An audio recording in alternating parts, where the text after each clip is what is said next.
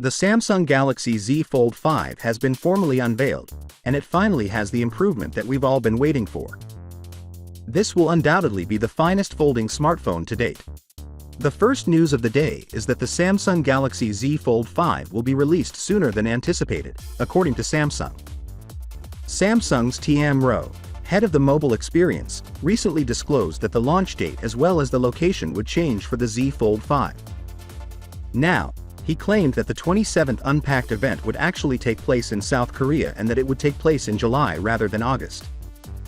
Although we are unsure of the exact date in July at this time, the official invitations will undoubtedly be delivered very soon, and it is believed that the launch has been moved up due to increased competition in the foldable market.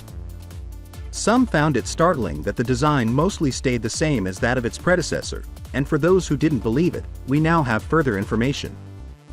Now that IC Universe has tweeted images of the Galaxy Z Fold 5 clear protective cover, it is evident that the design is the same as before.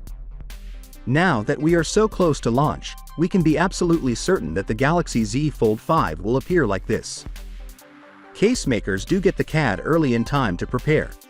Now that you've seen them side by side, you can tell that they are almost similar, and it seems that the bezels will be the same as well. Watch Universe also tweeted about the Galaxy Z Fold 5's outside screen protection. Next, we have a newsletter that, despite earlier reports that it wouldn't materialize, dust resistance will finally be a component of the Galaxy Z Fold 5. Chunvi tweeted that both the Z Fold 5 and the Flip 5 would be IP58 resistant, which entails water and dust resistance. Since you won't often totally immerse your phone in water but will frequently come into touch with dust resistance is perhaps far more crucial than water resistance. The phone can now be totally flattened owing to a new water drop style hinge, which also makes it dust resistant.